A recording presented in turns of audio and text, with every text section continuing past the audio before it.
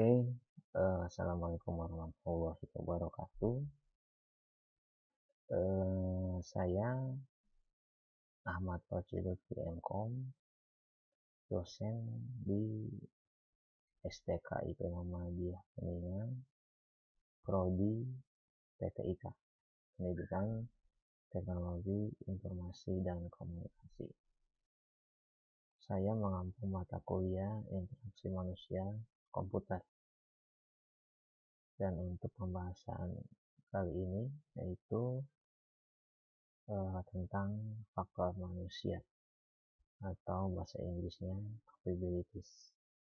Di sini saya akan menerangkan semua faktor-faktor yang terjadi ketika interaksi manusia komputer itu terjadi.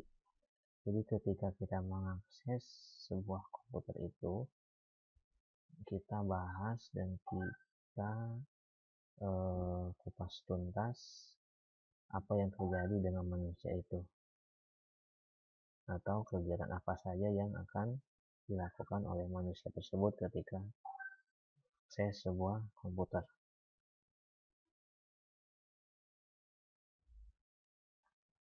Oke, yang pertama sebelum kita masuk ke materi, kita bahas dulu IMK itu menurut ahli. Jadi ada beberapa ahli ya dalam IMK itu, ada beberapa definisi, tapi saya kumpulkan menjadi satu. Nah, jadi kepada intinya IMK adalah sebuah disiplin ilmu yang pelajari perancangan, implementasi, dan evaluasi sistem komputasi. Jadi ketika kita membuat sistem atau membuat program atau membuat media, ya, itu pastinya ada perancangan, implementasi, dan evaluasi. Jadi IMK ini membahas ketiga poin itu. Makanya IMK itu penting dalam sebuah mata kuliah di prodi perkomputeran atau prodi teknologi informasi atau teknologi atau tentang IT ya. Jadi IMK ini mata kuliah yang wajib ada di setiap jurusan atau prodi ke IT-an. Oke, lanjut. Nah, jadi ada beberapa bidang ilmu pendukung IMK ya, yaitu ilmu komputer dan elektronika, psikologi, perancangan grafis dan tipografi, antropologi dan sosiologi, ergonomik, linguistik, dan perancangan industri. Nah, jadi IMK ini, mata kuliah IMK ini didukung oleh ketiga poin ini. Tentunya misalnya ilmu komputer dan elektronika. Nah, pasti ya, jadi kita membuat ilmu komputer atau IMK itu rata-rata ada faktor IMK-nya. Ya. Dan psikologinya, karena manusia. Ya, kalau ilmu komputer itu sistemnya, ya kalau psikologi itu manusianya. Perancangan grafis juga sama, karena tadi merancang ya. Jadi perancangan, evaluasi, implementasi IMK itu, jadi perancangan itu ada. Antropologi dan sosiologi itu sama, faktor manusia. Ergonomi juga faktor manusia. Linguistik faktor manusia. Perancangan industri juga bisa faktor manusia, bisa faktor komputer. Jadi ketujuh bidang ilmu ini mendukung mata kuliah IMK. Karena di dalam beberapa poin ada faktor dari manusianya dan ada faktor dari komputernya. Oke. Dalam membuat sistem itu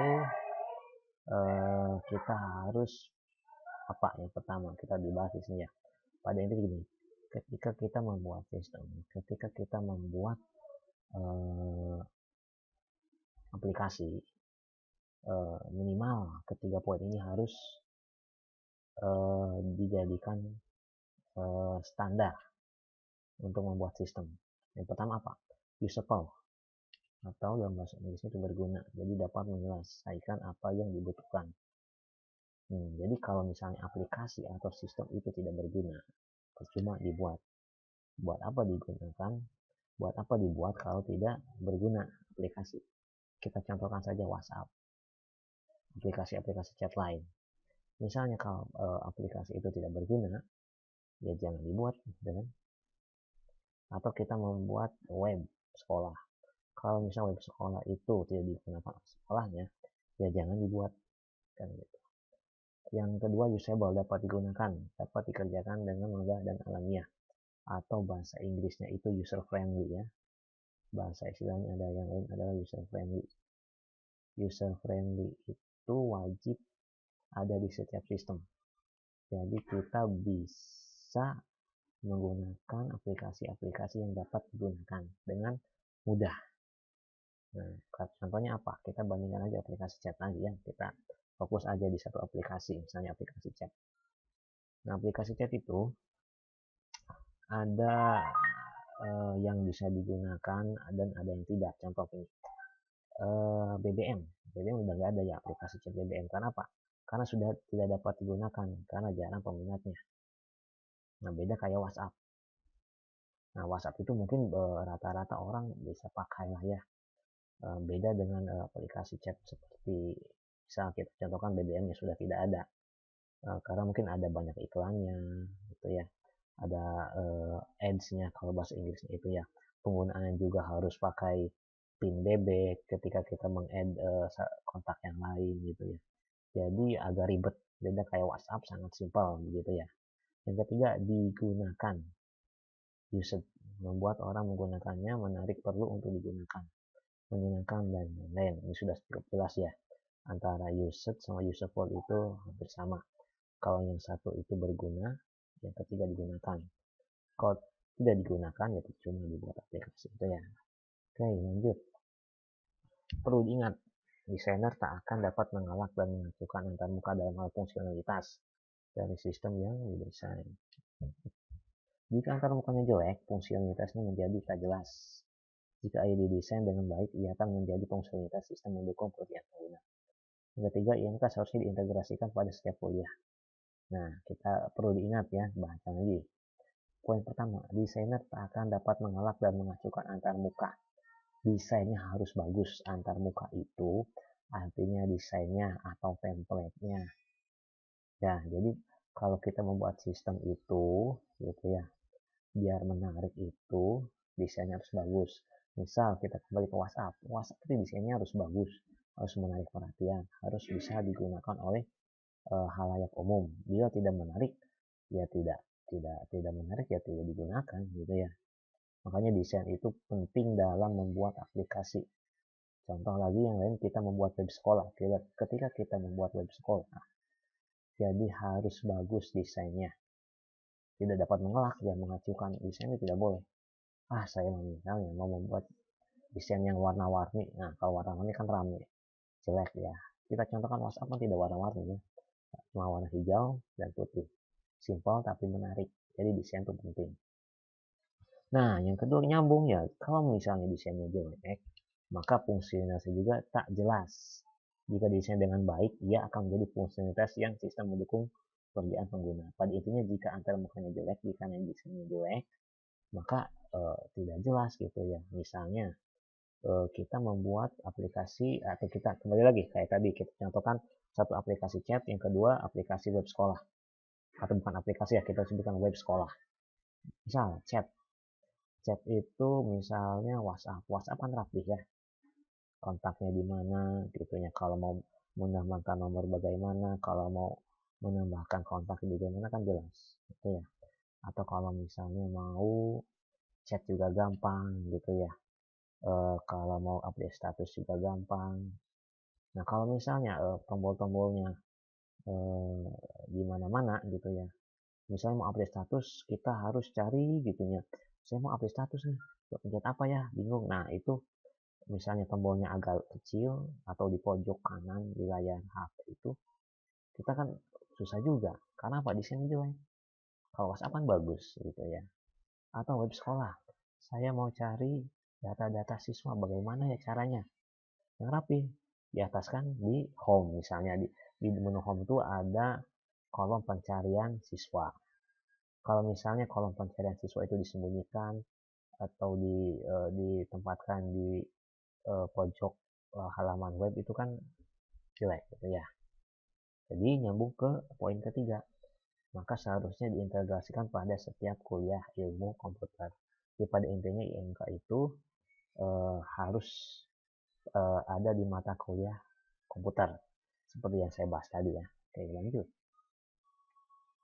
Jadi pada intinya kalau ketika membuat sistem itu tak ada yang namanya proses sekali jadi. Berpikirlah sebagai pengguna, libatkan pengguna.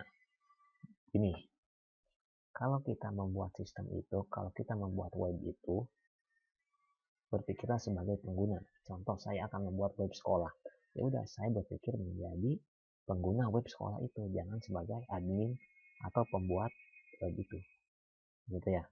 Jadi kira-kira saya kalau misalnya yang carinya orang tua siswa, bagaimana posisi saya gitu ya sebagai pembuat sistem. Kita ibaratkan menjadi seorang yang mengakses web tersebut, bagaimana gitu ya.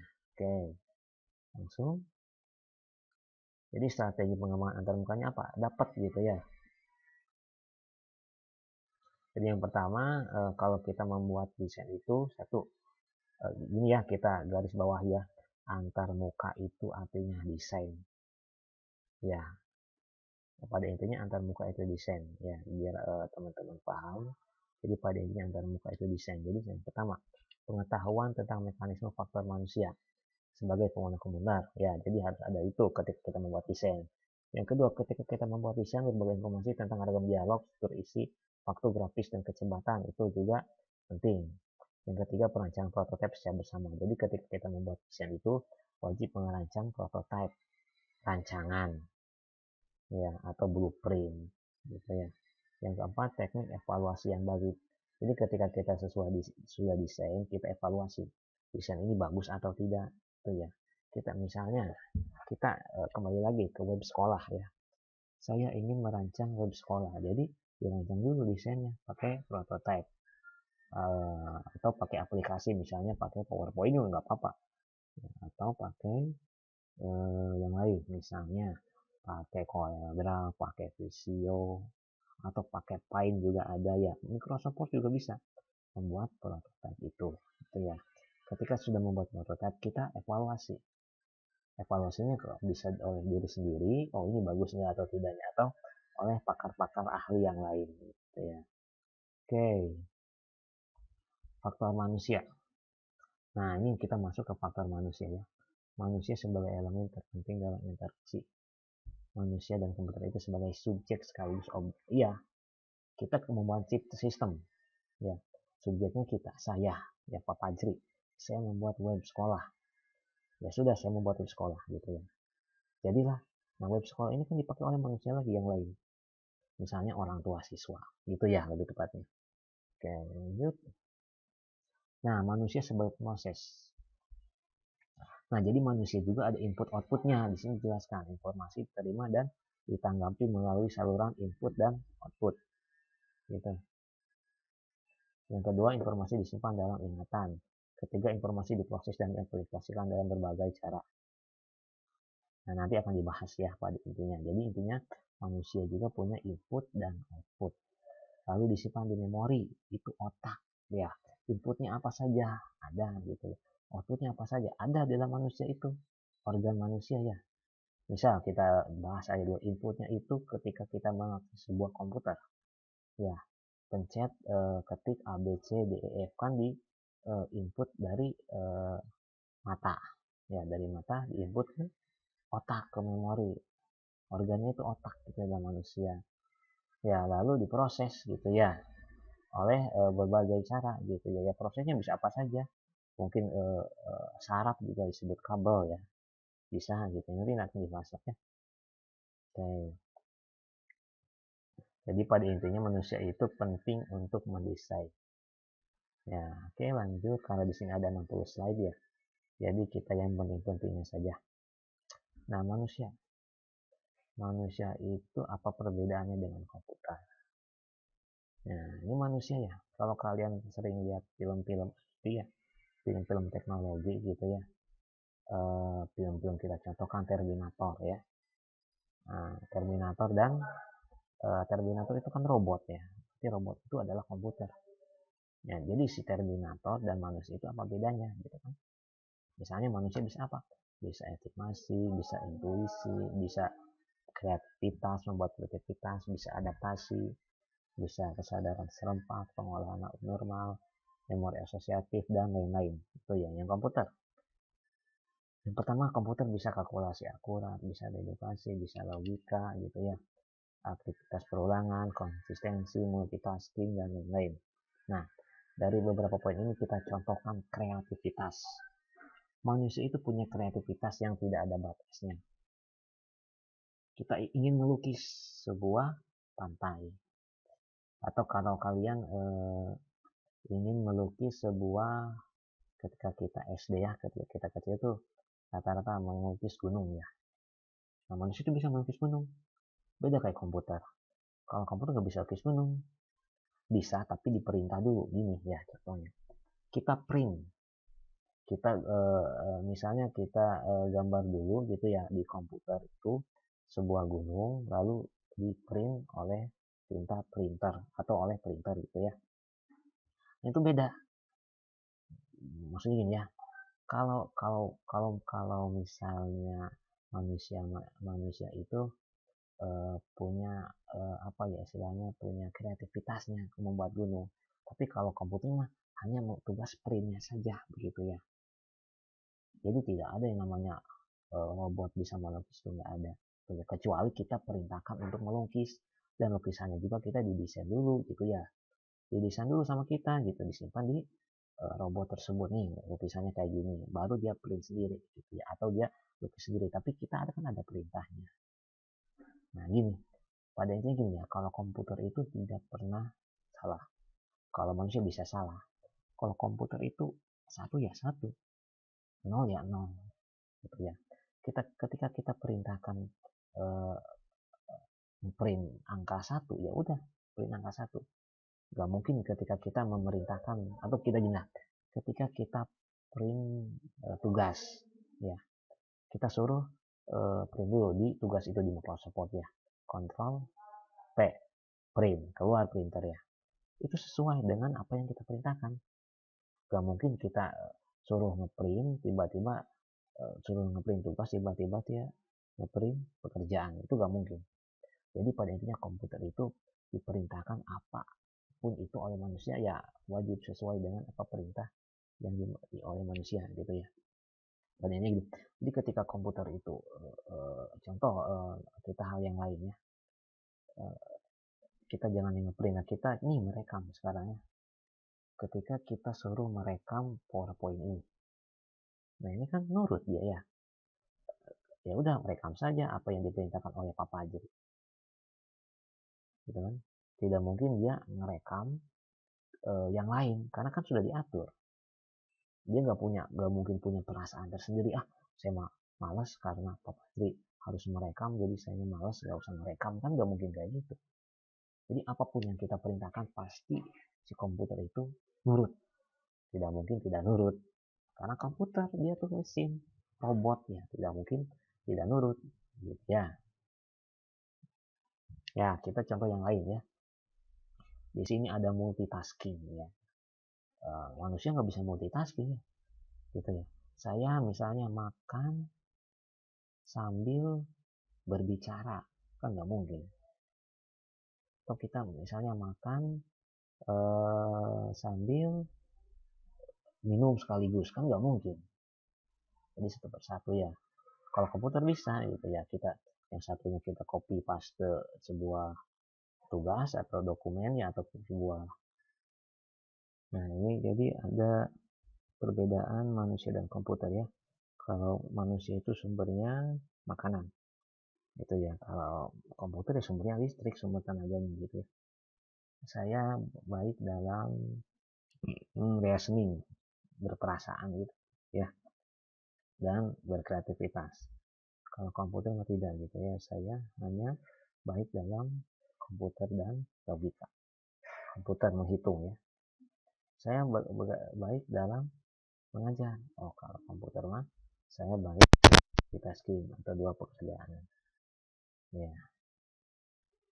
Kita lewat saja yang terpenting saja lah ya. Nah, saluran input dan output itu penglihatan. Nah, jadi penglihatan ini input. Jadi ketika kita mengakses sebuah komputer, organ mana yang organ manusia, organ tubuh mana, gitu ya, organ tubuh mana yang melakukan interaksi. Contoh saya sekarang melihat, atau Anda melihat presentasi penglihatan.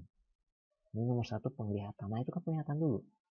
Ya, ketika kita baca itu mata kita, gitu ya. Jadi ketika baca itu ke mata dulu, gitu ya. Jadi bisa disebut mata itu inputnya, gitu ya.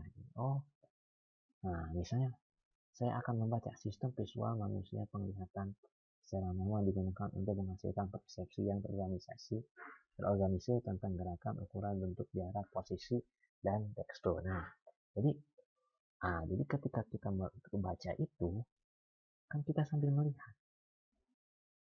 Ketika kita mengakses sebuah komputer, kita sambil melihat kan, jadi inputnya oleh mata, gitu ya. Jadi mata ini mungkin disebut inputnya, gitu ya. Gak mungkin kita mengakses sebuah komputer, membaca sebuah presentasi, bisa sih ya tanpa melihat mata. Tapi kan kalau nggak tanpa mata mah kita nggak akan baca, gitu ya. Sambil merem misalnya, gitu ya. Jadi interaksinya ada, tapi tidak ada inputnya oleh penglihatannya itu, dalam arti oleh matanya, gitu ya. Oke. Nah, alat fisik itu disebutnya mata. Oke. Nah, kita langsung saja pada yang pentingnya saja. Oke. Nah, ini ya. Nah, mungkin sering lihat ya. Ini adalah bisa disebut efek ya. Gitu ya. Hitam putih ya. Lihat di tengah-tengahnya itu kadang ada titik hitam ya. Seperti ada titik hitam, padahal nggak ada. Kalau manusia bisa melihat ya, tapi komputer tidak. Nah, gitu ya. Sama dengan ketika melihat televisi atau nih monitor ini terdiri dari frame yang sangat cepat ya, diganti-ganti gitu ya. Makanya kalau kalian merekam video, merekam televisi, dia seperti ada berganti-ganti skin ya, karena oleh handphone mah dia terlihat, kalau oleh manusia mah tidak gitu. Sama seperti ini gitu ya, kalau manusia mah terlihat dari hitam-hitam, titik-titik bulat-bulat ya, kalau di komputer mah tidak. Tuh, oke. Nah, ini warna ya, kombinasi warna terbaik. Nah, contoh kita membuat web ya. Jadi ketika di latar belakang itu, misalnya latar belakangnya warna putih, lalu teksnya warna biru. Coba misalnya kita membuat web itu ketika latar belakangnya putih, ya teksnya warna hitam, kan agak jelek gitu ya. Maksudnya bagus ya, bagus gitu ya, bukan jelek gitu ya. Kalau jelek nanti akan dibahas lagi. Misalnya kita belakang backgroundnya itu warna kuning ya, di bawah ya, jadi teksnya warna merah gitu ya. Oke. Nah, kalau misalnya warna terburuk apa saja gitu ya, warna buruk itu warna putih, misalnya teksnya warna kuning, itu kan samar-samar kelihatannya. Atau teksnya warna backgroundnya hitam, teksnya warna biru, atau kalau bahasa Sundanya nggak belek jelek ya.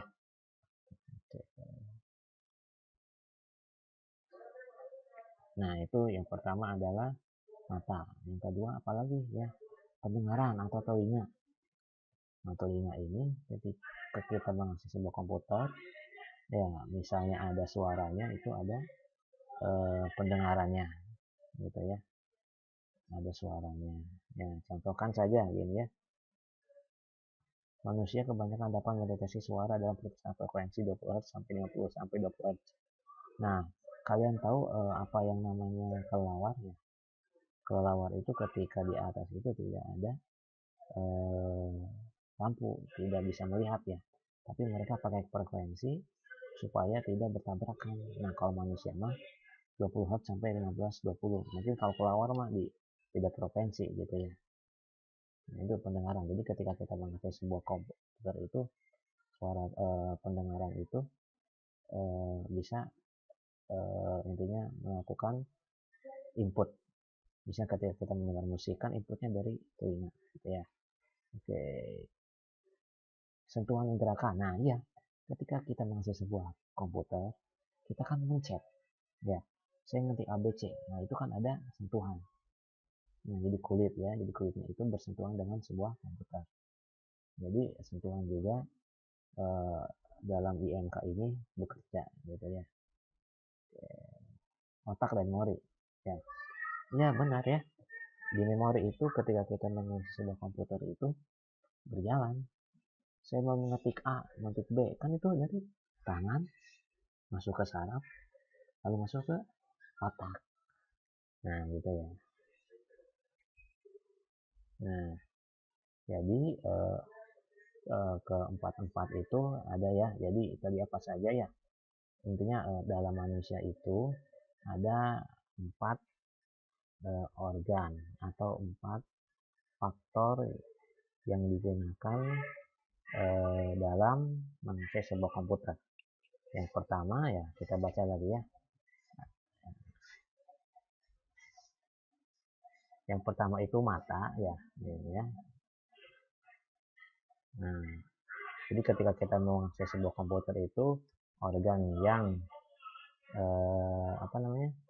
Organ yang menjadikan saluran input output itu ada mata ya, ini ya penglihatan ya. Oke, kita lanjut lagi ya. Ini ya penglihatan ya.